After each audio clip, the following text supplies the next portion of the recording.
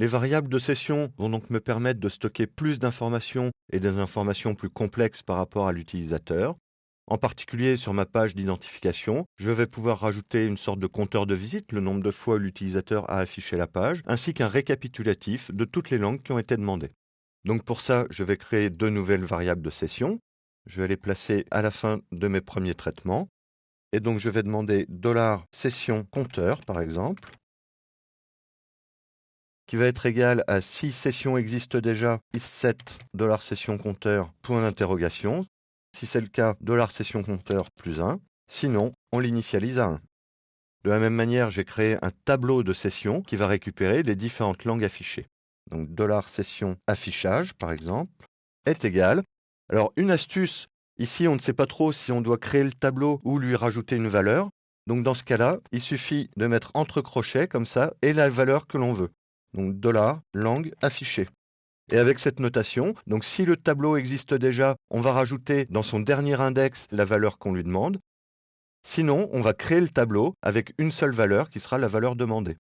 Donc c'est une utilisation très pratique pour initialiser les tableaux que l'on retrouvera aussi au niveau des formulaires HTML. Quand on a différents champs qui ont le même nom et dont on veut récupérer les valeurs dans un tableau du côté du PHP, on attribuera au name de ces champs de formulaire une valeur quelconque suivie de deux crochets vides.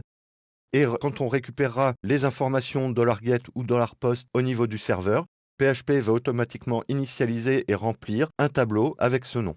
Donc maintenant que mes variables sont initialisées, je vais pouvoir les afficher. Donc dans une balise div. Donc je vais afficher nombre d'affichage de la page $session compteur. Point $retour pour faire un retour chariot, un BR, dont. Et ensuite, on va créer une boucle for each. Mais d'abord, on va compter le nombre de valeurs identiques dans le tableau $session affichage avec la fonction array count values.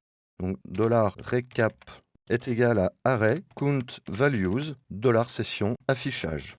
Et donc la fonction array count values va renvoyer un tableau qui aura comme index les différentes valeurs du tableau $session affichage et comme valeur de ces index le nombre d'occurrences de chacune de ces valeurs.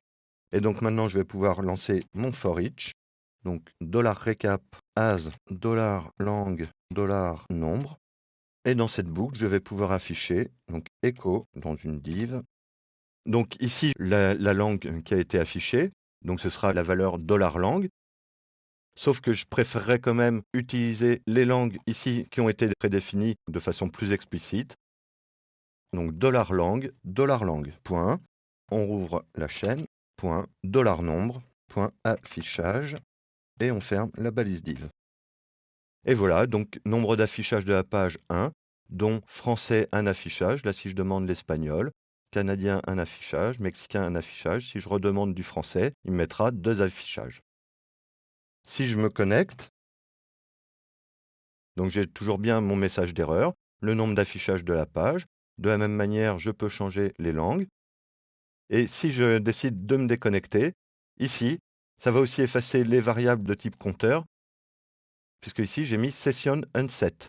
Si je veux malgré tout continuer à compter le nombre d'affichages, mais faire disparaître les valeurs de $session lang et $session non, je pourrais faire ici, à la place de session unset, je pourrais faire unset $session lang et unset $session non, ce qui me permettra de ne supprimer que ces deux valeurs.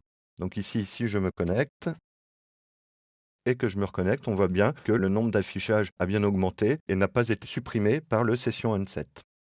Donc voilà un petit exemple pour utiliser des données un peu plus complexes, donc ici un tableau, et quelques petites astuces pour afficher des valeurs de tableau, pour filtrer des valeurs de tableau, ici avec array count values, qui va me permettre de récupérer le nombre d'occurrences d'une valeur au sein d'un tableau.